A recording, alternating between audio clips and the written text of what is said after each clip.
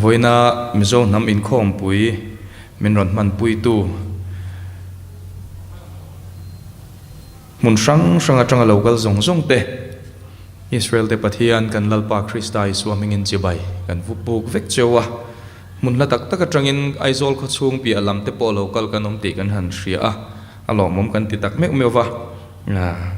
mani lam hanin ngai toin in sit anadu thina hetiang te kan han ti ve le roi thina ma ro chu mi ro pui tak tak lalpa mi te le khovela po million tak tak te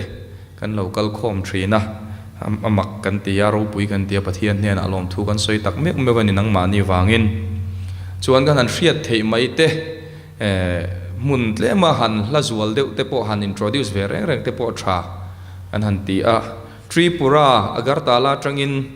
palai local kan nei ning kan hria PBM mi khongai na omrem chan chuan loading sela kan van du em mel kan mu du ole kan lo me ron kal lawang wang khop mai kut beng lo lom kha remania Delhi lama tang point local kan omin kan han hria khongai ming kan han lam vek thei lowanga huna min lo din sak vele sela kan van du em an lo lut to ni chuan Delhi lama tang local kut beng in lo lo me lom ome tin lung lei lama tang local po kan omin kan han hria khongai han ding vele tengu han la kim lo de po ni mai thei lom ome tin champhai tang po in an ron kal boka khongai lo ding vele sela khi ta po khian nunga khian lom ni chuan ser chi patrang po an ron thok tha nial mai boka khongai lo ding le bok sela ser chi lam palai te midang po kan lom trin kan ringa a khop pui lian deuh ming kan han lam mai the te khan ne midang in lo thik lo ram mai ula kan lein shakim lo deuh ani mai the ya tin khatiang kal na turatan po khanin aron kal ve theilo ten thren khatin sum le pai lo in tum sak lop lop te po kanom ni te pon kan han in hrele zela a chiang chia chu kan hrelowa mundang dang atanga local tur te po motor chuan man eng lo te pon ron in tum sak tlang ni te pon kan han hria ma ani kal theilo po midang kal na tur han ngai tua du te kan han omle in ngai tua sak ta chia lo ma se in huam em te po kan om nei te pon kan han hreboka aro pui kan ti le mai pathian awangin in chunga lom thu kan soi tak mewani hei bul kan han tran don ani a kan hun man dan tura kha vo in hei chonudar khata kan han ti a zana daruk le chan ve a hun kan mang le anga tin naktuk cholni hian chonudar khata zana daruk le chan ve a ani anga thotran ni a chuna om lowanga zana daruk le chan ve a chu hun ruat lok kan han nei dan kha ani a tin Mizo Hnam Inkhawmpui hi pol kan ni lowa movement kan ni e kan ti kha chuwang chuan sum le pai te po hi amu a hran pa a han tho chu emo tu te hne na tanga tran pui nai mo han di le mo khatiang ka kan nei ngai lem lowa tin pol ang tak tak chu mi te chu OB an ni a office bearer an ni a hanin ti a chairman a president emo ang zonga hanin vuwa te kha lem lowa Mizo lalpa awanga kan nam chan dua piang te kan tel na tur kha ni top maya chuwang chuan voinia po hian kan program man te hi atla chop viau thina ni engemaw chang chuan pol engemaw tak te thil ti anga thlip thlep kha om hlei thei thin lova chunga te po chuan in mi hriat thiam na kan han nge na kan tlin to kan ni mia watin a rorel khol ve dewa hanin bekuala te chu om mai la pol ang tak taka dan le dun mu mal nei kan ni lem lovani tin zai tur te po hi sum le pai hanin pemia lova music track siam man te to wa wangin zai tur te po om sela kan han du viu thin tak nangin hanin roi mai na tur sum le pai te po har sa chang om thin awangin voina po hian solo tur te kan han be sei te mel kan la muri box si lova kan nei thei don lovani mai theya pathian mi man te zai thiam te kan omani chuan helama te po in hriat tirin zaina hun te kha a om theyang hun danga po ti po kha kan han puang zar ngal du bok ani chuan a mingin chair kala chu ni le mai don ati hian midang te local khom nga pa in pathian thu ka chiaranga tong trai na hun te kan manganga he kan Inkhawmpui hi kan hla nanga tong trai na hun kan man tur chu keima chok ni lovin kan za in bultran na ni trong trai ro le tha in kan ria a ti chuan kan trana nga ila hun kan mang chho mop mai don nia pathian thu chiari ni ngai thlang u sam som sari pakua hi avaya chiar ka du a chang som pathum thlenga oma thui de lek don ani pathian thu ngai thlang u o pathian nam tin iro chana hian an luta ibiak in thiang hlim hi an ti bol hlo a Jerusalem hi lung chim khoma an siam ta thlu a ichia hlo te ruang chu chung leng sawa te cho an pe a imi thiang hlim te sa chu ram sa te an pe a an thi sen chu Jerusalem vela hian tuyangin an leibu a an ma ni phum tu tur la tu ma an si lo kan vela mi te soi chiatin kan lo oma kan dep vela mi te mu sit le nui sanin kan lo om ta a olalpa ithin urkum khuwa don emni ithik na chu mei angin al don emni nang ma shelo nam tin chunga hian ithin ur chu leibu ang che I ming lam lo ram chunga te po Jacob ho chu an Aizawl anom na chu an tiram ta si a min kha tu te kholo na te kha kan laka chuan shareng suang che elain nat na te chuan min muak thuai ro se na satakati nia min kanom ta si a o min chandam tu pathian I ming ro puinan min tran puila I ming awangin min chan himla kan sual te hitleng fa yang che enga tinge nam tinin khoya nge an pathian khale an ti ni ichia lo te thisen chuak phubalak na chu kan min huwa hian nam tin zinga hian riat ni ro se mitang room chu ma thleng ro se ithil ti theina na sat awangin thi tu ra ruat te chu hum himla olalpa nangma an soi chiat na chekha kan velami te an ang chunga ale sar in rul ang che chuti chuan keini imi te Iran tlat na muna beram te hian kum khua in lom thu kan hrilang chia chuan zong thlengin nang ma fak na chu kan hriat tir zelang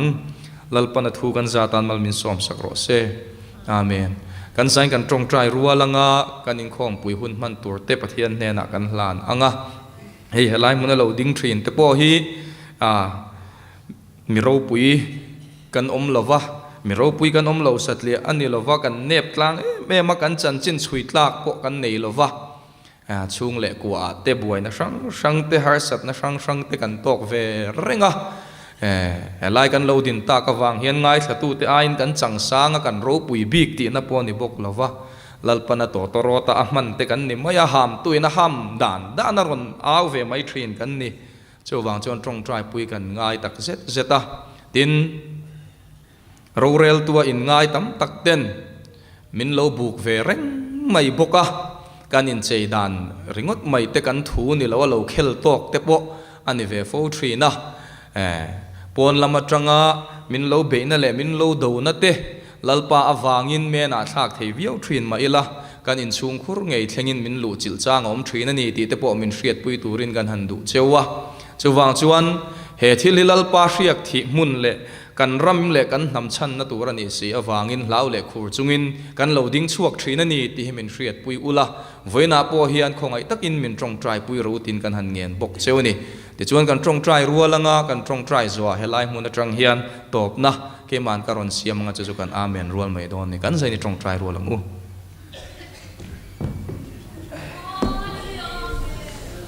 amen hallelujah chung ber kan pa anami ming kan fakit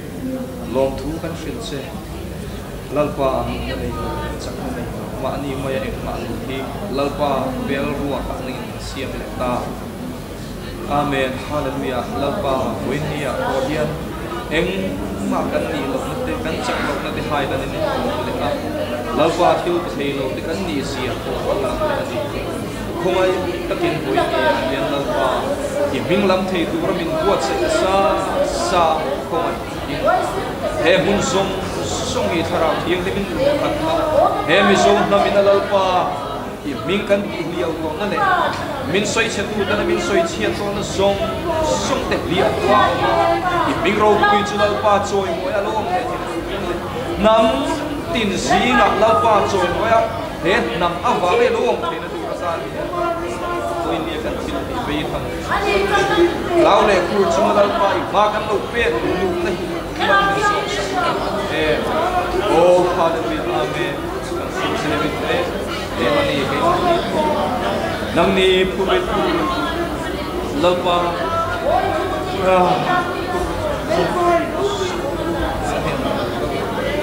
iman ka chultirang lalpa ng mga ngongkol badang insirtiro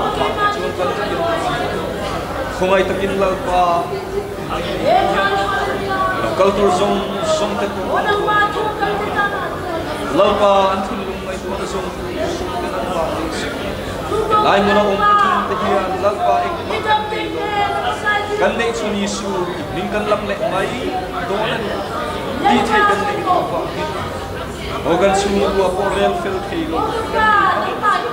lalpa kan fantok te Yesu Davida pa yang limrok di ni lam kan daw ko ingot amen hallelujah tingay na sure thank you Jesus galbi delian si lalpa uliyat ha Davida chang ano ba yan ka peke lalpa hun sungaray buk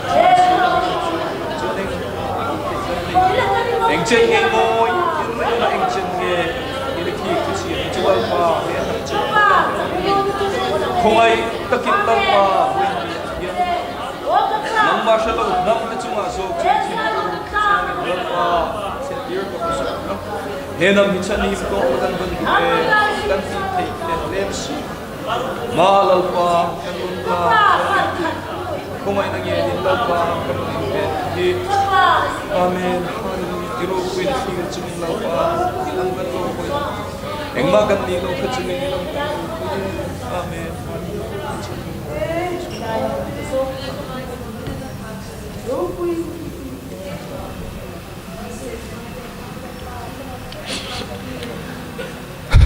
Olalpa kan pathian min mangai tu nang mawangin kan nung kan kan che ani engma hi kan tareng renga lova nang ma khongai na kutata kan don vekani lalpa kan ta emoti in kan du in kan chinglet fo trina iming ro puina tur ni lo le ma ani ro puina tur tan te kan khum fo trin lalpa anei tu ngai tu olovin ithil pe kabuai to Christian te kan ni ma se voina hian lalpa nang ma na ithan har tir te tharau thiang limai shuai ten min pe tu le mal min som sak tu kan pathian lam churon hoi kan du'a thei to kan suwa nam hi kai tho kan du'a he chi hilalpa kai har ni se kan du ani kan ti thei lo zia rechungin ichak na ringin mi heiza thi kan lo pung khom le soi tu le lalpa ngai thatu ten thanhem ngai na mun khatin tharau thiang lim mun khata tranga chuakin he Inkhawmpui chung zong hian i ming kan lam tlan theina tu rin min puila i minga wanga kan ti apiang tenangin khongai takin min riat sakin mal min som sakang che min chandam tu Krista Yesu amngin kan dile amen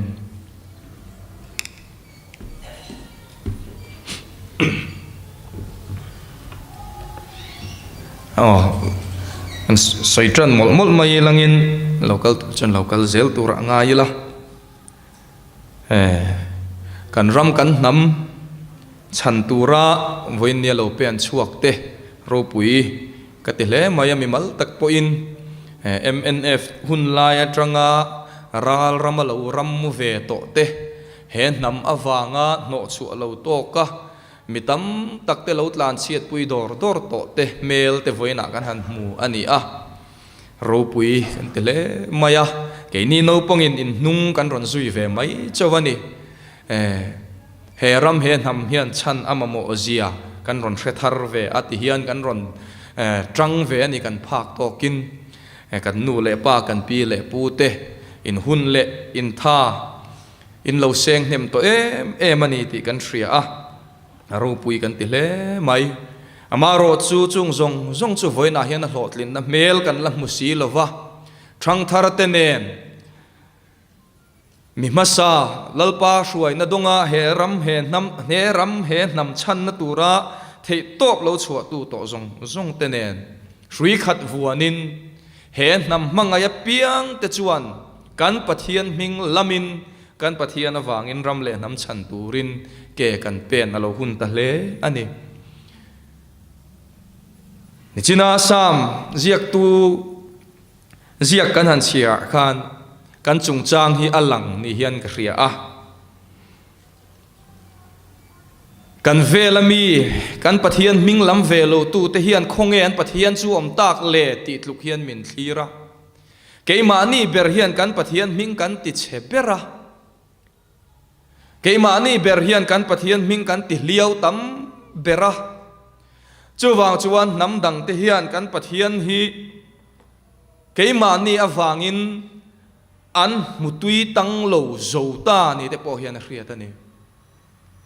จู่ๆอฟินฟิอันน่าเฉดเดหันสวยหลังตาอิละมิชชันนารีอินตีรัชวเตฮีอาชาโลกันตีนันนิโลวินซุมตั้มตักเซนง่ายอันนี้กันติเทนี่จวนนัทราจู่มีเปียละมาจวนกัดนรำชูงาน้ำดังปะเทียนดังเบียอันโคมุนเลอันอมนะมุนจุกกัลจิลง่ายโลมีตั้มตักกันรำชูงาเอจงอินอันคุสาอันนี้จูงหูจูอาชันป้ามิชนารีติรง่ายโลว่าเราศิลปิอันทาร์เทอมตักฮีเนียมาเสอันอมเรยตุลอันมานิสาขวานเงียตุลคริสเตียนอันมุสิตตุลมิโซอันนุยโซตุลเซลไม่เฮียนติเชียงอันนี้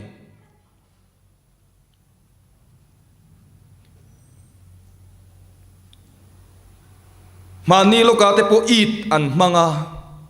Facebook อันนี้ WhatsApp อันนี้อันทลักอันชิงทรีอันบุงบุไลมุสลิมโฮมิโซรามอมกัลคอมบุงบุไลชิงทรีไลกันลาอัดกันโปสเตอร์ช่วยนำเวตัมตะกินกันไงมัวกันสวยนัสเลไม่นี่กันเวข้าลมโลละมันนี่โลมาเสอดัมโดยไงตัวง่ายนี่อติดัมนั่งไงตัวง่ายนี่เวียอตบเทโตโลว่าแอคชั่นง่ายนี่อัตตะกัทิลติมาลากอจูลตัวนี้จุดยังนี่เราจวนกันเวียน่าตบโซเซลไหมจู่มีมัลตินเตียนเองตินเงกติเวียงติไงตัวตาอิละโลกตะกัเจตหารขบไหมมีประคัดตานจวนมาเสกันเราเจตเวทดานสุคริสเตียนนุนดิกเราหูตีรีนี่อันอินลัวนาเปียงเทียนคริสเตียนนุนดิกเตเราหูตีรีละอันนาโถปุยเปียงเทียนคริสเตียนนุนดิกเราหูตีรีละอัชรตัวเปียงเฮียนคริสเตียนนุนดิกเราหูตีรีละจวนกติเวทเลมเตนยกันไงขานอันถินลุงะเจโฮวาปะเทียนเบตูเตนุงจังหลุดบีกนั้นหูไม่ตูรีเนีย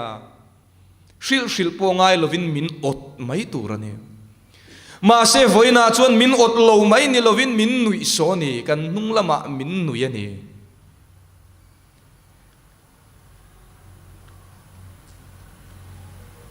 มิสติริสินียร์ก้าวตะบุงเข่งกันสุรคารินาไฮเดลโปรเจกต์เสียมาตุมเวลพอโลวัดหกโตมิโซรามามิสติริยกุมสมทุมเวลอมโตกุมสมทุมจวงมาอมโตไวป้าประคัดเพยจวนมิโซรามากุมสมทุมเวลกับอมโตช่วงก็ปนีเจียคริสเตียนกันละมูติอาศัยตุป้าพวกมิงเราเอ็นเวลช่วงเราว่าอับดุลอาซีซานียกาลิกันซามินีมิโซรัมปุ่มปุยอายันจูชิมตบแข่งินอัฐาจามินักอมกวลตัวคริสเตียนตักช่วงกว่าปนีเจียกันละมูติงามันนี่จู่กันโซรัมดินมุนฮีนี่อาเวยจู่กันจักอัตตักินกันติงไอละวันนี้จู่วางชวนกันเชเวละน้ำดังปะเทียนมิงดังลำตู้เทียนมินมุสิดเอมาคงอันปะเทียนอมเลมินเตียจู่วางชวนเราพวกมินเล่าเราว่ามินเนกรำเรียกันบัวยกันรำชูงะฟิงตักินฟินพักร์ช่วยอินอาร์เทียลฟินช่วยอินกันรำมินในสักดานตูร์อันไงตัวอาจารย์ชวนตานกงอินฮงเซลโดนันีที่อันเชียดเจียนวางอันนี้กันติเลตอลไม่เตียงเชียมเดวเล็กไม่เทอารมเลอันนำมีเตงเอียขียนทำลุงโอยเทตูร์เลทุรวลปุยเทตูร์อันอมันนีที่อันเชียงลุตุกตัวมินซัวมันนีหันจังเวเดวโปนีเซล่าอาตีระอาหูโฮวินหันโฮดูร์มาเซล่าคอยลายเอโมกันช่วยเลเจวังกันตั้งเซลทูตีฮีมินเชียงโตอันนี้ chu wang chuan nam dang pathian betu te hian min musit satli alova enga ma min ngai lova min hlau ei to lova ni chu keima nin chu din mun chu keima ni le keima ni in siam chop din munani citizenship amendment bill do dal na kan man masak tumpo khan ka soi to nge ya ka hlau ber pakhat chu Vanapa hol kot atranga chiarin kan khat mur ani kha nam natlang kan kova zora mathang kho ka kan local kho mani kan trong trai rual ani kha khamini khan kalau ber mai chu hei hi ni kan pathian meu po hian an nun dan le an om dan le an thu soi a in person ema an mi khongai deal na trong trai nei ka ngai thak sak pe to love ati hun hi kan thlengang ti ka la ber mani pathian po au e zo to lo Christian kan ni ka lau ngoi mai kan mang an top ni ya po kan mi mit mua kan trong trai na sat po le pathian kan au e zo boxi lo chuan mani mong lim kan ni don ani tuna po thar tho len tuma citizenship amendment bill sang ni som pakua chu put lu le tumani ti kan hreta a do dal lo ngai le ta sela khovel pum pui media khiatin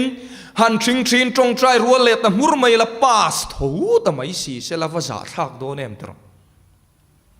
chu chuan enge hrin chuang khongen pathian chu om tak min ti zual sok don lom ni mani pathian po au e zolo khopa milem Christian om naram kan ni ti hi kan fin fi mai ani palang ti hi ka lawani chuwang tak chuan ataka tho naram chu mani om muna lo dik ve lo rin om ve hi ani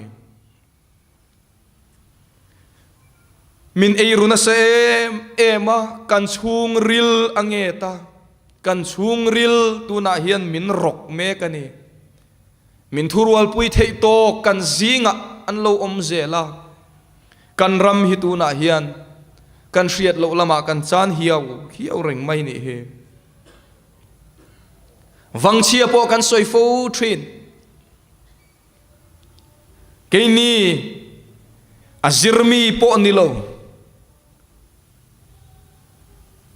asap je kami big po ni lo mi ve mai po in pakla hisapin kan han ngai tu a chanchin buwa tele le kha khoi amo kan chiar ve to a thil hlui zong an chut na carbon dating an ti te kan lo mel khiat ve nial nuala chuta tang chuan thil hi ar a upat zonga kuman chut chuak thiama wang chiami te khi anan chutanga e khai are to lutu kum sang chumi khami mi chu ni anan tianga ma se chu Mizo te ta an ni lo tian keu thuk vai chuan kan tian ni hi zel din thu bol ani lo thil kheng thei ani mumang kan soilo ram in chu na ni Mizo te kan history kan hriat ve thei lui berpo sang khat zariat bor ve la tangina intrana wang chia thil kheng zong ki an thil akuman chut na mangin kum sang khat zasari chumi khami mi kum sang khat zanga chumi khami mi ni a chung laya min kha tu arian kha tu hindu kha tu ho te sul nu ni an ti vai chuan helai kan ta nin ron ti mai don ani engatinge namdang sul nu mu tel kan chak kan thu chua te in ngai tu ang non trul ka vati em namdang te ne na khilaya sul nu lo nei kopa ahun laya an mi khual te emote kan pi le pu te mi khual te mo sul nu lo om ve ni poin hei hi chu an mi khual te ron ti ve mai chau zo kan ni ange tia trang tur ni om tak hian midang sul nu mu ve te khalen na le ro pui na tur emo kan ti angamo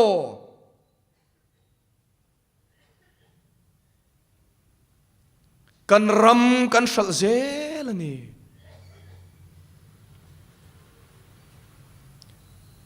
hetia pathian khongai na wanga asoi tu le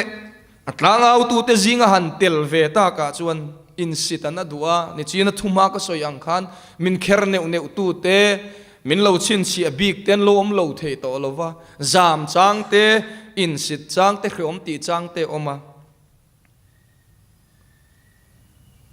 lar te hi khom si a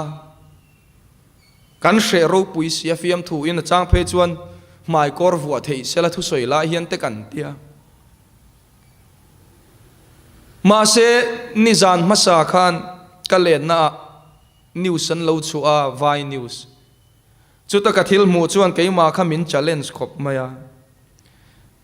khola ya bjp fleck nen mi som ni rual lek hian protest an ne yani enge mo du lo nan lan tirani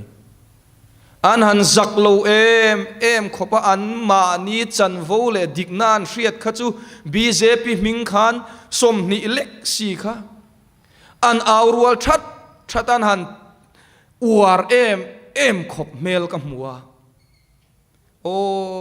khovel party pakhat mai mingpon min ti khop hian an zak lo ngamani chuan pathian nung wang chuan zak tur chu kan van ni big lo em ka in ti ka in ngai tu awang wanga chumi nuwa JNU Jawaharlal Nehru University kan Delhi University a hostel man velan ti to tak thut awang le ato na uchuak lu tu ka wanga zirlai du lo na lan tir ho police na an du lo na an lan tir na huna tranga basa a zonan zon lu ta an la aw mel te ka mule ta police ten an zon lop an ta lawa an dik na chan vo ni an hriat an chan ai lak sak nian in hriat na la ya chuan thi thain an trangam mel ka mule a chuan mi pam le khop maya ke ni chu man na tranga thon thuwa kan in hlan chon zong to po a kan ram kan nam ti kan chian reng chan tur po in min hriat te kan la lawa ram le nam mangai tu kan ni ka tui ve ni ti te in thup te nga yani zoram kal da ni chu alep ling ani tro nam mangai tu ni aza tha kan ni chu mole kan ram a hian anania mani nam kan chuana wanga nam thuama in thuam te kan soi sel nia mole zoram a hian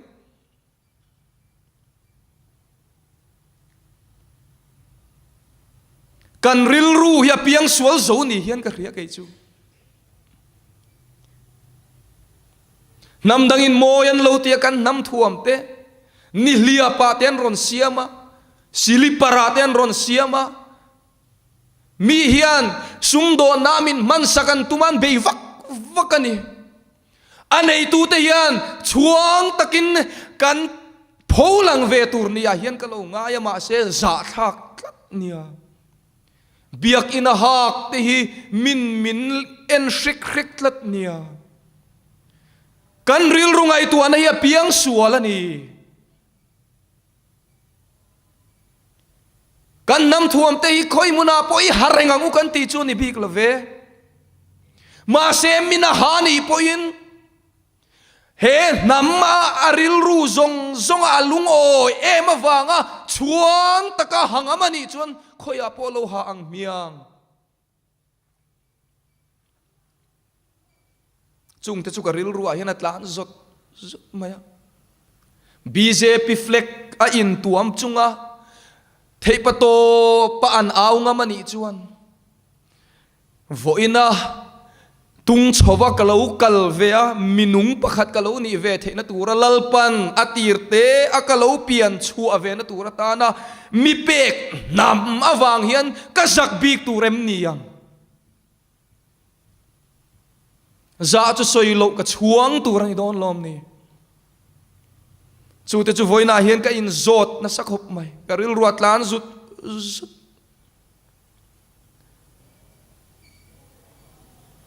mundanga phaya te kan mitte lo zima Mizo te kan lo lar lo boka Mizo ram hi an lo shelo em khopa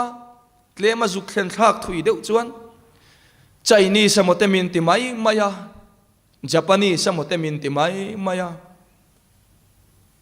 ma se enge mo chang chuan min hriat chian na mun le lutuk del hi ate chuan an chiang lutuk thung to a Mizo ni za thak em le lin na atam thei maya ke ma ngei pon ka tung nia la chu chuan thil pan hi aron kai chua aron hai lan omin ka ria amasa jok min Chinese mo Japanese mo Korean mo min ti mai na chan chu tle ma thang lam dewa min la hriat lo na hmuna India ram chunga tho hian Mizo hian eng ma India rama hian pek chua lar pui kan nei ve lowatin ni Meghalaya chun shrevek Meghalaya chun lungal theite chinai lungte tam tin ria chumi pialama Scotland of the Eastern tia anram nom na ten pho chua ka tourism awangin mi khwalan nei cham chi renga Meghalaya chun shrevek an shrelutuk Assam pon ria Mizoram ero chueng ma min hriat na chan tur khung ho khuan min mamo let na tur kan tel lowan om theilo na tur ti kan nei ve lowatin ne min hriat lo na ve ka chuan hrelo tak min ni min hriat na china ero chuan min hre ming che thei khop mai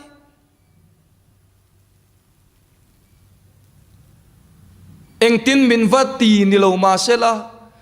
mi hring indoor phung pa ngai tura za taka biak hi kan tong lo midangan niam ka khelo keima experience atanga ka soi kani khani borvel no delhi ka khosavea maruari dora ni mo punjabi dora ani emo nitin mamo e chop an zorna ang chi akalure rengin Hindi paka anti pon bia ila kamita zima wang hian chan mu mal ka tong ngai lo min bemang lo zela pek nuai chia tak kani tok mai chu chuan nge kailan le kan ti chuan kan thlen china chuan ma ni ming ti che char nam kan ni ti na ni bokani siam that ngai chu omani ti na ni chuti chung chuan kalet le don Mani nam veit ni alaza thak ta chewang mo Mani nam ta na thanem ngai hi kuang lo nor ala ni fowang mo Mani nam him na tur ngai tua hi ko khan mi te ti tur ala ni lo fowang mo ti hi ka zo na ni Keini mieng mani lo mei chia pani le no pang te mai aw ngai lo hian reverend rual te hian kan nam hi chan sela ni chuan sot deu tur tro ma se kan ram kan nam ve hi za thak khatri hi poi ka vati em mani poi ngai sang zo lo nam hi tu namin nge min ngai sang se kan ti le tro Mani ni na po chuang ngam lo hi tuin nge min chuan sakse kan ti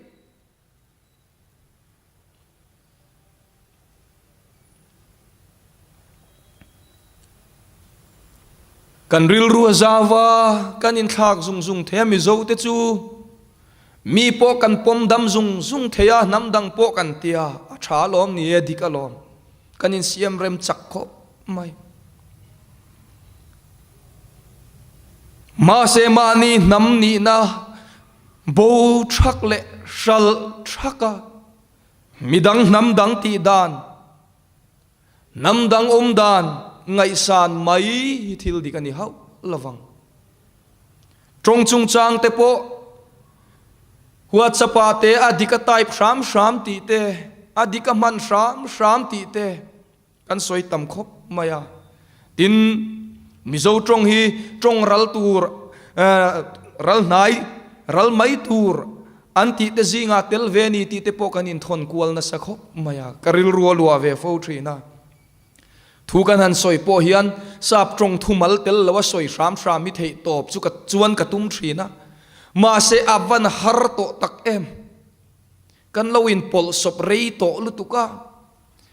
kan lo than nan rei to lu tuka tuna po hian chulaya chuan ka pass lo ke po chu pass tel chu kala lo cham chiang khop mai ka fa te pon a o b an la thiam lova a b c an thiama Sunday school exam mi tur chu tuna po chuan Mizo tong soidon ni la chuan Sunday school exam mi tur achuak mai thei poimo an ron pe an zirtir tu ten sap trong kha kan rol jing lu to suggestion an ron pe ti le mai ka kan tu mani tu na ka soile tu ra che po an ron chu chua saka ti lo khan an ron print chua saka han ti le mai chu khati zel mai khania mate bedroom light sova off te kan tia bedroom light sova off te Mizo trong atlem to nia ngai tua ngun ngai nam kan ni hi chiang si a o b i n a b c an thiam masa a isuan in nei na akal nak a khan beleng za ta nge tui an chhun ka fa pa chuan bel 6 paruk a in 6 a chiang zok kutzung chal khiakin kanan in zirtira pakhat pani pathum pali kanan ti thale a aril ruwa abul thut zo ka sap tronga in tu tlat maya ka va lo cham ri em ke nge po hi ma se chu chuan karil ru chung ri lim mun ani chu tiang lir chu tu na hian kan ni om sia ti hi ka ngai tu a chu tiang zel kan ni chuan kan ram ma ba khi avathim em Mizo thumal hi nakina chuan kan man lar bi khi zalinga lek hi kan neyanga abak zong chu namdang thumal lir hian kan trong hi alain let lovang ti hi soi har takanita ngai tu avangai em chung tele zel chu namdang ten min musit na chan hi ni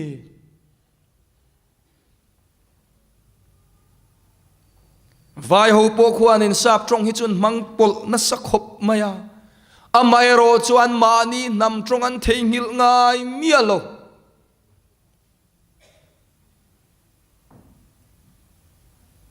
Mizo te ro hi chu in siam rem ro wa hian kan in siam rem uchuak lutuk tabik ni hian alang tlat zel achin to khiat te hi lo van trul don em atak tak zom ngal tur chi chulaya chuan kan nga ngotin karing kan vai hian chu ke ma nge po kala lo cham na ka soi me ka ni chu kam ma ba ka ko khop mai kan sikula tela chuan mimalina andin sikula lo in kaltir kan ngam to loi bok si lova kan faten mi ak rualin an ak lovanga rualan laot bi kang ti lo na wangin sumtam tak sengin sorkar sikula lutir lovin mimal sikula kanin lutir lo thei si lova kan kal phung dik lo na ina hrin chuai awa thui to em kan ngai tu nga em tu na mi po chu a dik zuk soi do nila politician te soi om ani ma zok mai the tu te ma chir the ka tum na ni lo ma sela ma na tangin kan sorkar sikul te hirin tlak ni sela a o bi an thiam masatur ka fa te hian ti ka ril ruwa omani chumole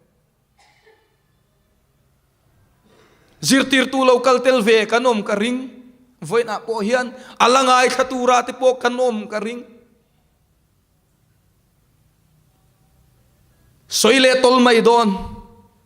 primary sikul zirtir tu ma ani fate ma ani thona sikula kaltir ngat hikan tamlo ngotin ka ring niya mole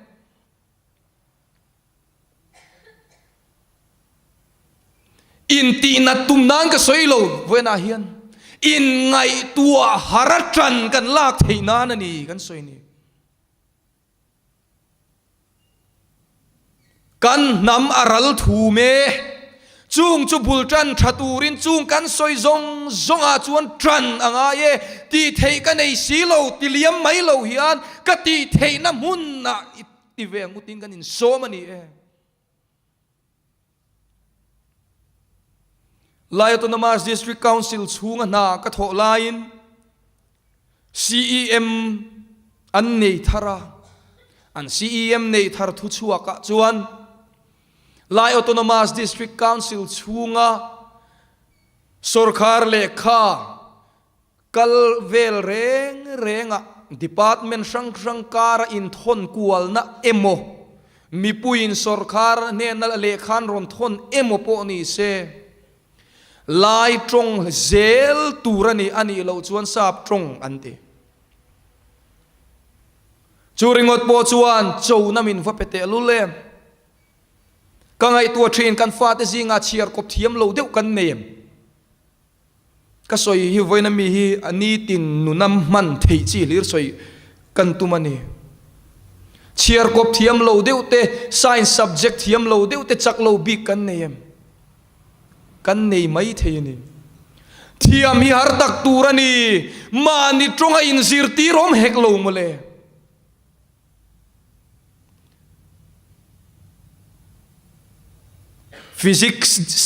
physics te subject haran soyania har lo the ni lo kan tan phei chuan namdang trong li rin kan zira man chua thiam ngai na te hi om lo achan chu vakichang vodin kan vonga kan in ziak pas mai maya a om zia rehek lo ke pohimin kai tho thut sela what is force ti sela physics sa chuna poimo berte zinga mi abul thutania push and pull are called force ka ti theingal pol ria ta kan zir kha kala ria ma se chunga kan zir chu ataka kan man chua don tak ni a chuan push and pull ringot kha lo ni tak lova push and pull a po chuan kai noi thui tak lo ne ya kan zir lai khan tha chu enge tia zir tir ni ila nem na le po na zong tha kan pek na piang hi science mang chuan tha ani eti min hril fia sela chuan BSc ka zir khan ka buai lo tur pek ni pek thuma soi fia ngai nu khan ma se ma ani tongin kan in zir tir si lo chiar kop te science te thiam tak hi har tak tura lo ni renga lom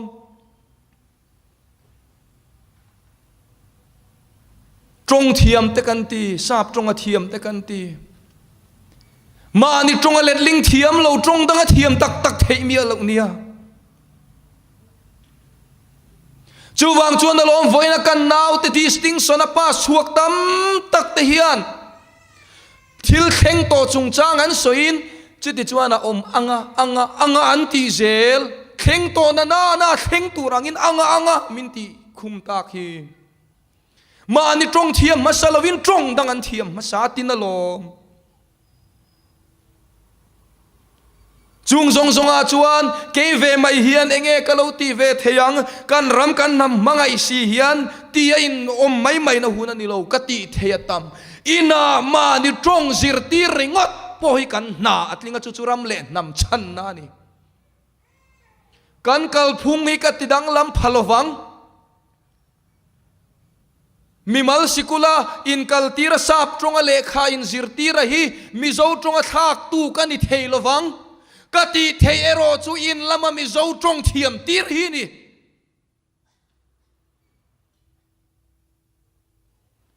ke nge po hian thon thu ka fa te khil tur ngai tua ta ila kan pi le pu te thon thu ka van soi thui thei lo to te lu lem zan mun muna ka khil ve thin chemta ro ta thon thu ringot po ka soi chua le thei lo ka in ngai tua chuak ni mau ruang i thon thu po ka soi chuak le thei to lo ni amole chung zong chu voinia hian puitling nu le pa te hian karam ka nam ka mangai ni chuan khang kha ka fa te ka hlan chhon tu la ni tran la tharang umiang kan nam ro lu ta khana in phuma khata khan Mizo in phuma ni o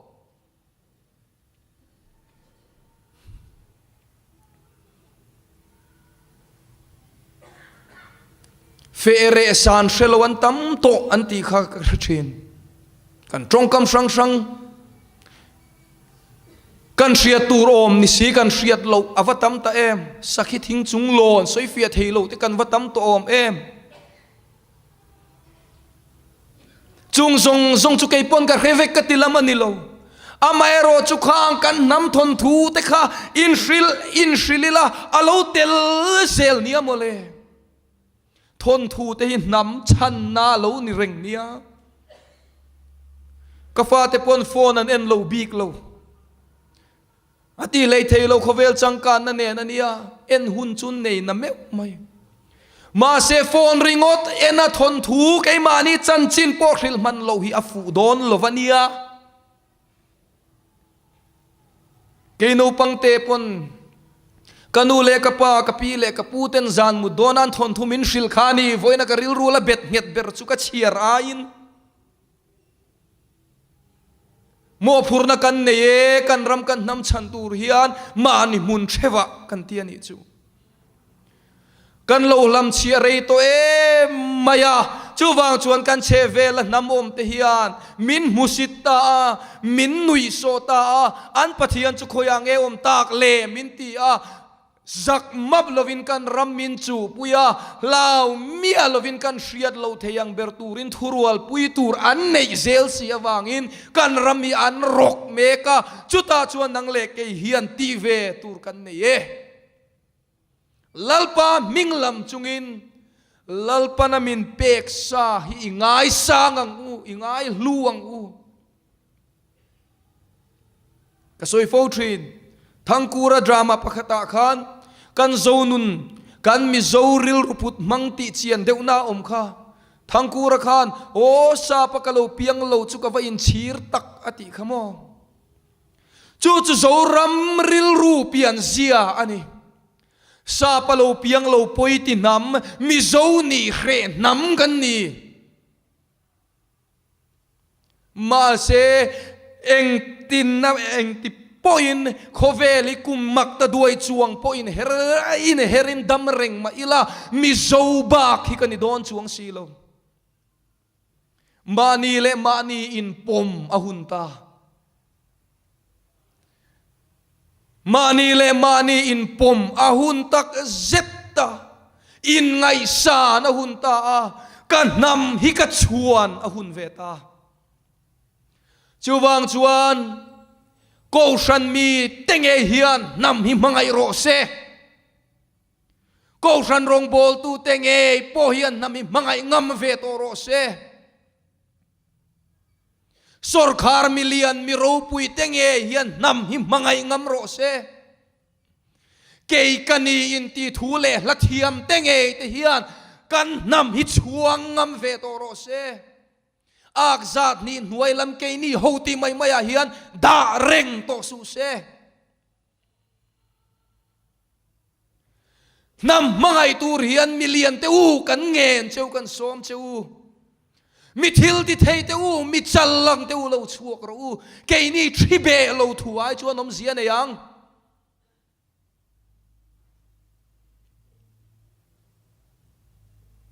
voina kan musit kan nam kan chan ngam lo hi aralani chuan voina hian thi be mala iral ve thowang ti roi chulo hriang che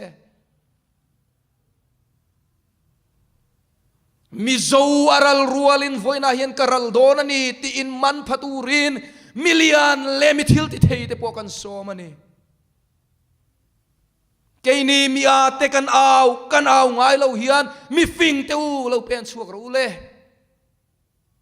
Mizo ini chuan lo pen chuak ro ngen che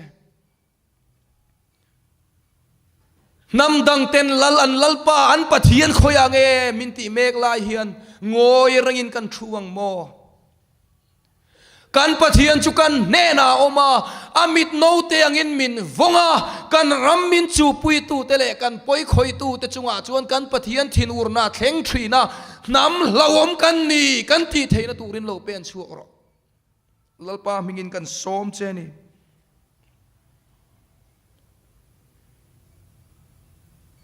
kan in an lo na le ma ni ma kan sial na le ro pui kan tum na zong te wangin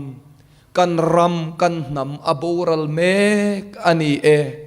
chuwang chuan mimal poi mo na le mimal ro pui na da kha in kan ram kan nam hi ida masang u ti chuan he ram he nam hi adam chuan